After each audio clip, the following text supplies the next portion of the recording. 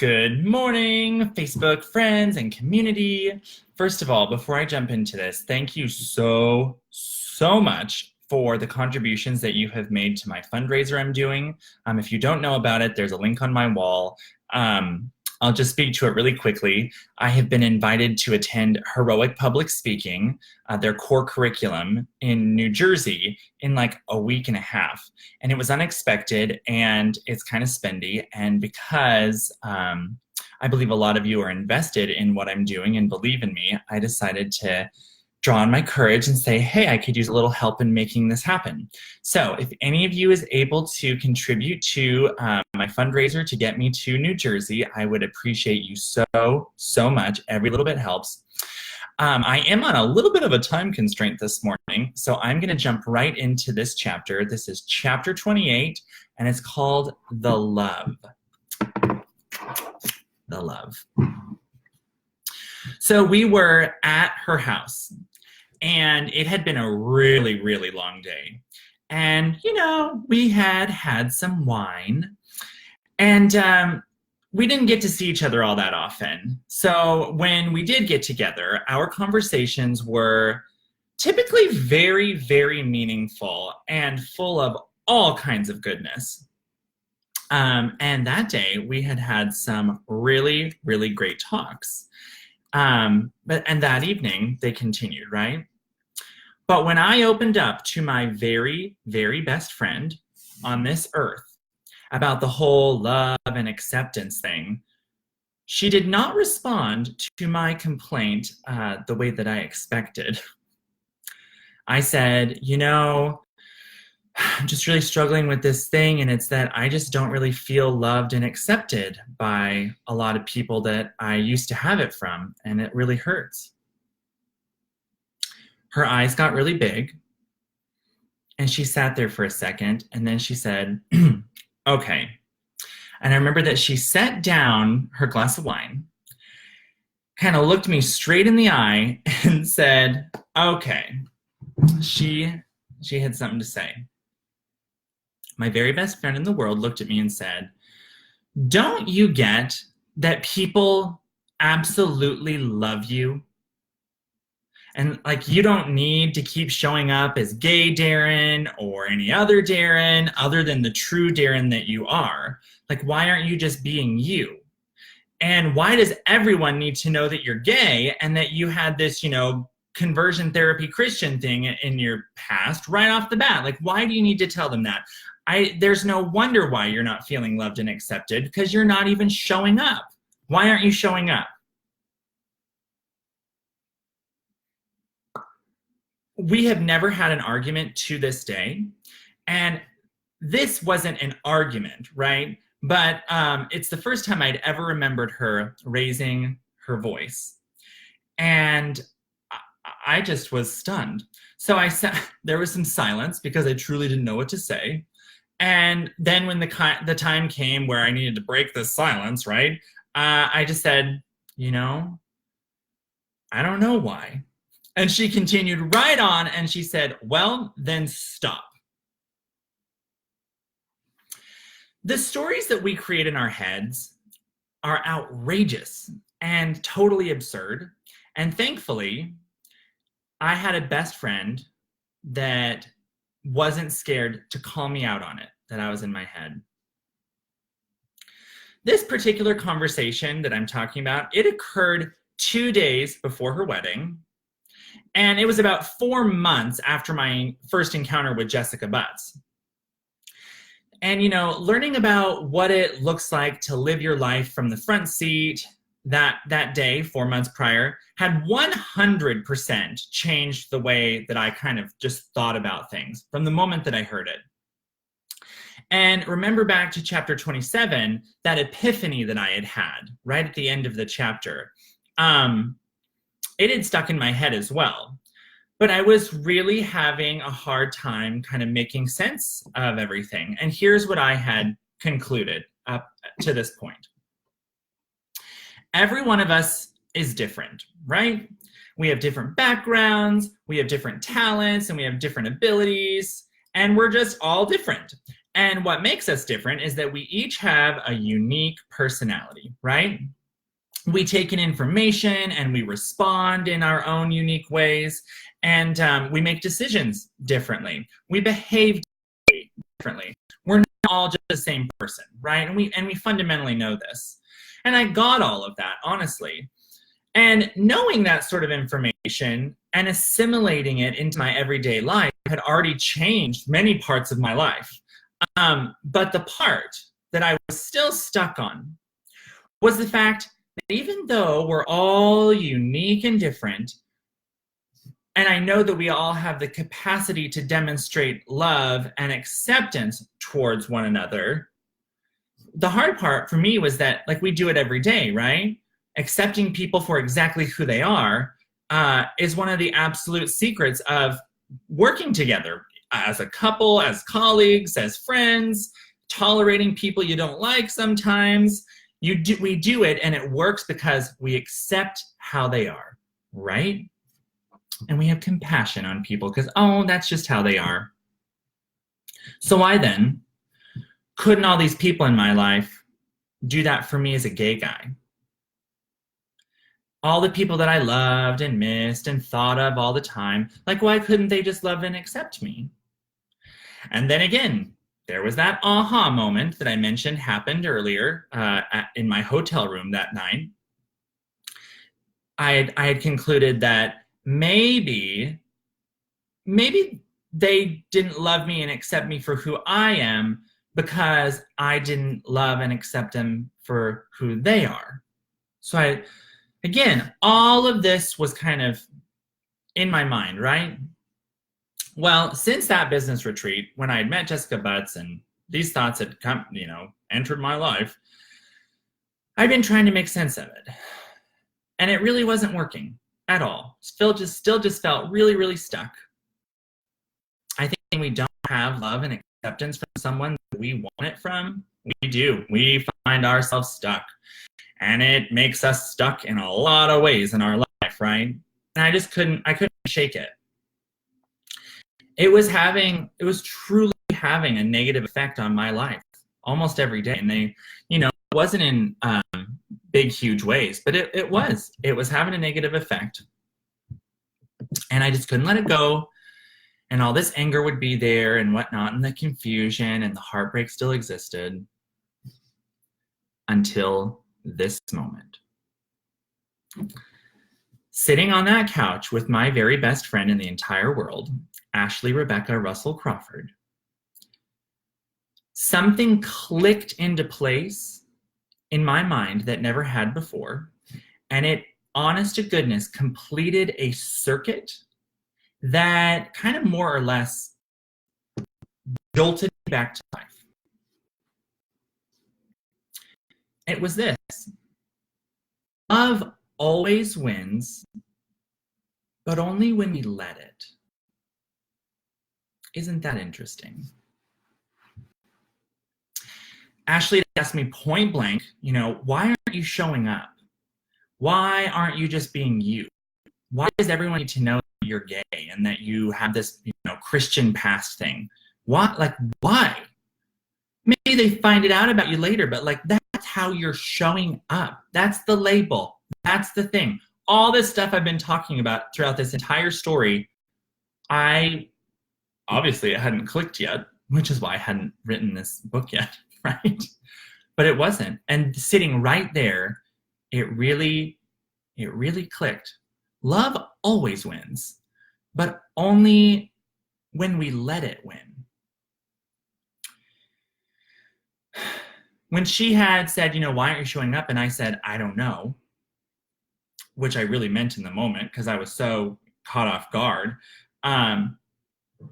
When she said, well, then stop it, it's like my brain just took a moment to catch up to what my ears had heard, hearing what she'd said. She'd said, you are loved. We love you for you. I love you for you. And I remember sitting there, and the only thing I could say back to her was, okay. Okay. I guess I'm going to need to accept this, right? And that's really more or less all we talked about it.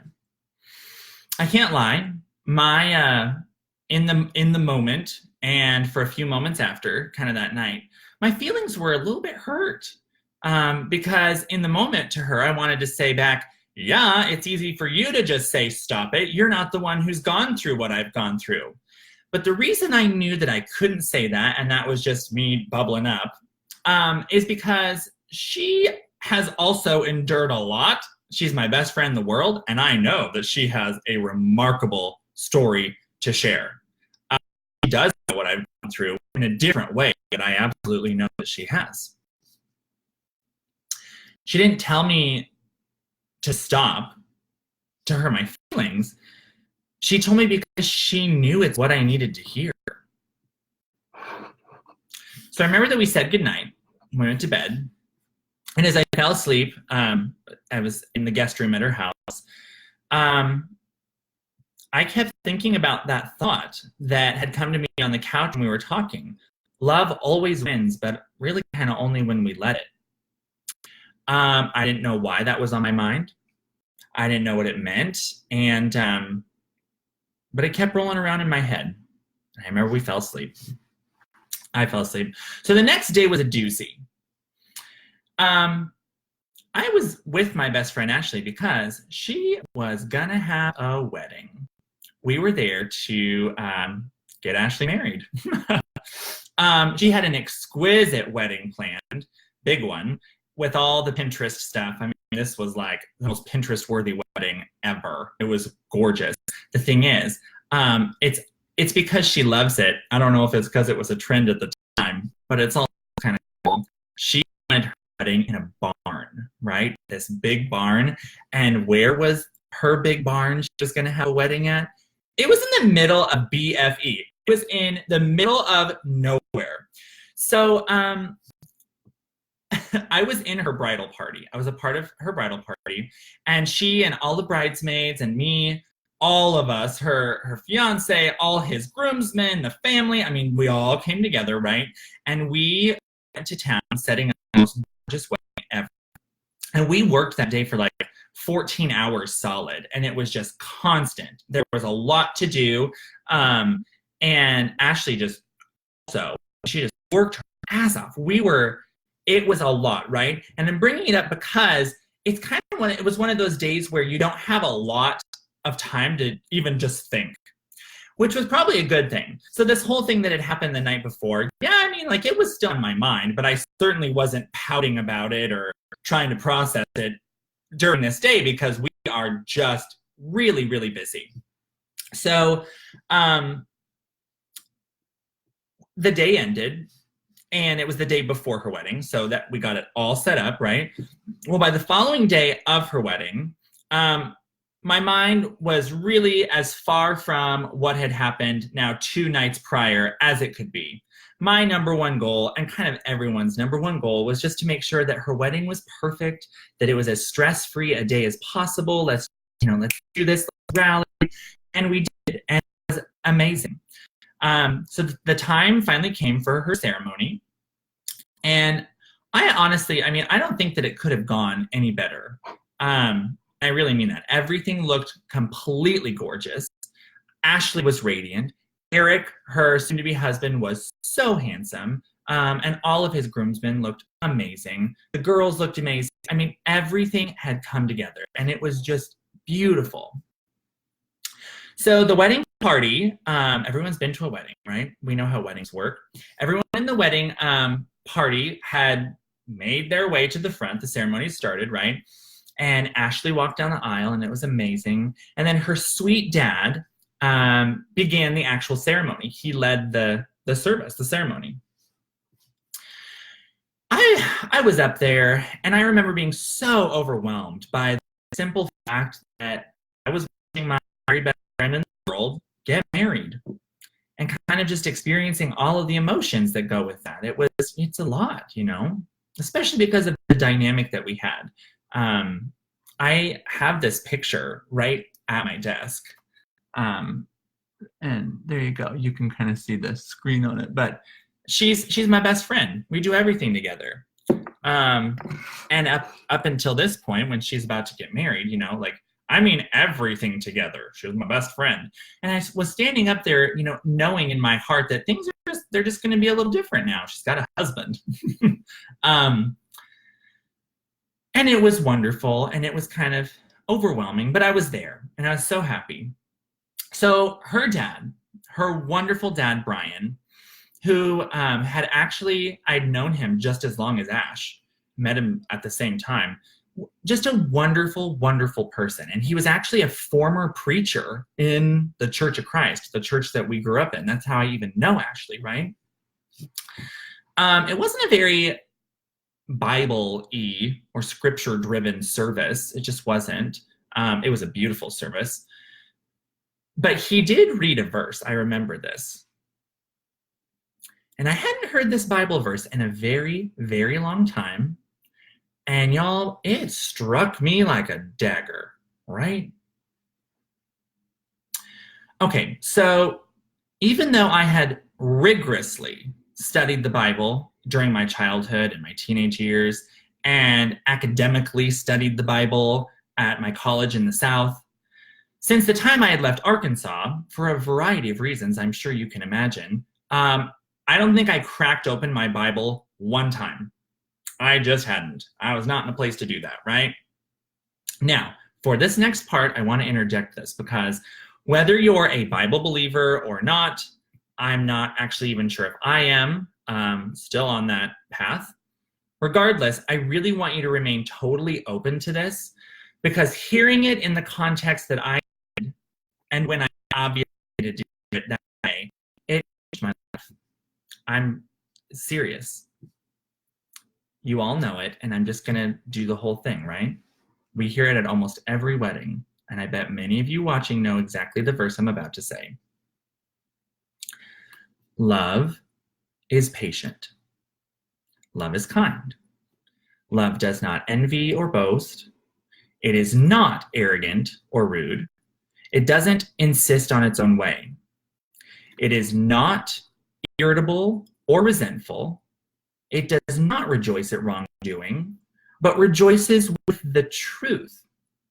Love bears all things, believes all things, hopes all things, endures all things. Love never ends. Obviously, he was using that verse for a beautiful wedding ceremony, right? And most of us have heard that verse used at a wedding ceremony. I absolutely lost it. I lost it right there.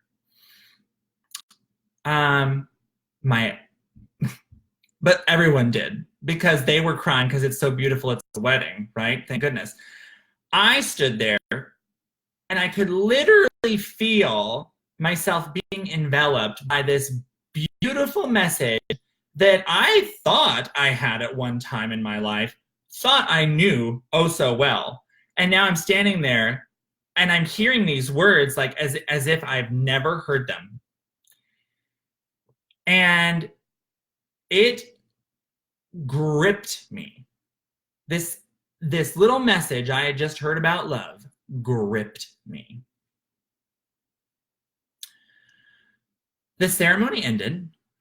Everyone's in tears, you know, and everybody was happy. And the whole rest of the day and the night they're just full of nothing but laughing and dancing and food and booze and hugs and love. And it is seriously, to this day, the most beautiful wedding I have ever been to. All right. So the next day,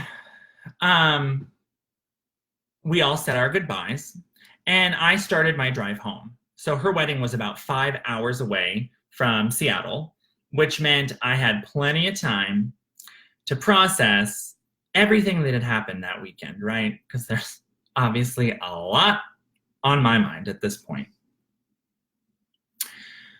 I love drives by myself, by the way, whenever I'm having a bad day. In fact, and it's not because I'm having a bad day. I'm going to take one today. I just haven't in a while. I won't take a long drive. I love drives on my own. And a lot of times I'll just shut off the radio, it's silent, and I just can think. I can just process, right? I talked about this when I drove from Arkansas to Coeur d'Alene that one time. This car ride, though, this drive I took home from Ashley's wedding, it goes down in the books. I cried. I laughed. I smiled. I sang. I was silent. I felt all the things. All the things. You know, Ashley and I's conversation, this little epiphany I've had, the wedding, her dad reading 1 Corinthians. It was a lot. But by far, the biggest realization that I came to on that drive home had to do with my relationship with the concept of love. I realized quite a few things.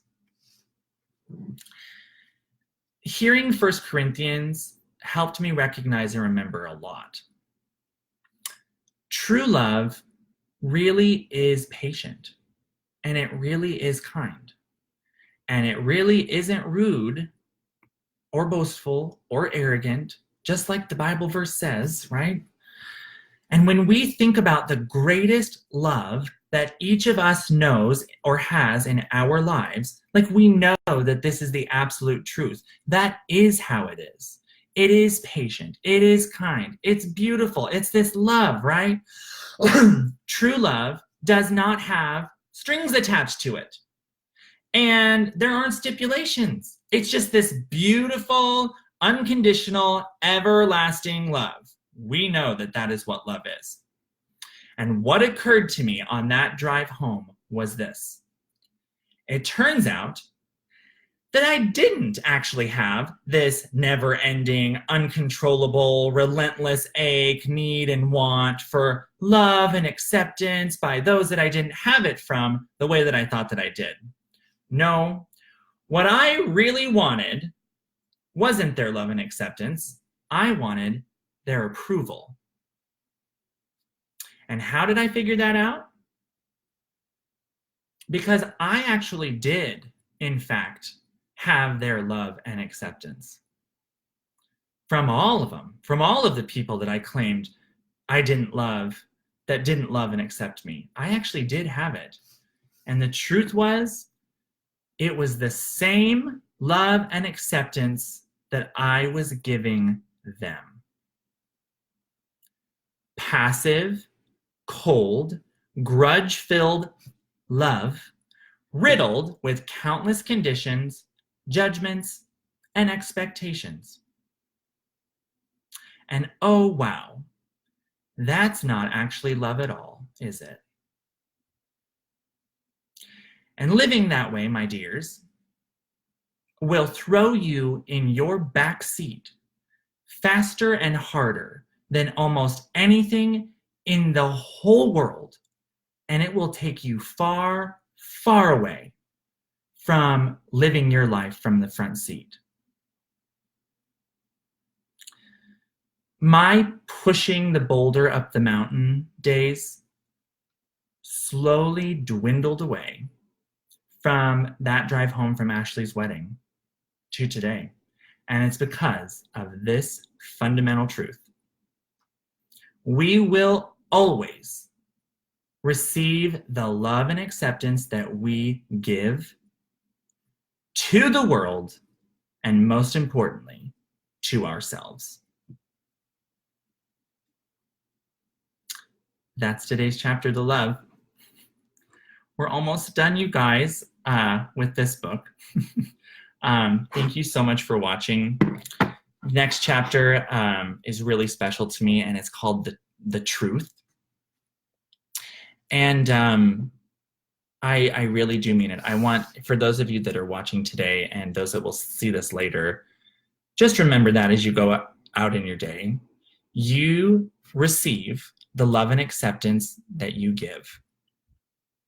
It's a really remarkable thing to consider. And in the next chapter, I'm going to tell you why that so fundamentally changed my life, to the point where today I can write a book about it. Thank you all so, so much. And if you can donate to this little fundraiser I'm doing, I can't even tell you how much I appreciate it. I'm so excited about this opportunity, and I'm just really excited. All of you has a story, and the more that I can hone my message of just go share it, y'all, promise. You don't have to do it on here on Facebook like me, or even in videos at all, but share your story, because there are people out there that need to hear it. What I'm going to, because I know my fundraiser is going to make it, I do. It's those types of things that I need to craft and hone my message to inspire others to tell their story. So thank you for believing in that, and just supporting and encouraging me in general. All right, Darren's late for a big meeting, actually, so I've got to run. Have a beautiful, beautiful day. Excuse me. I'm going to go live tomorrow on Saturday, and then the final video I'm going to do on Monday morning. So thanks for watching, you guys. Have a good day, and I will see you on tomorrow. Bye.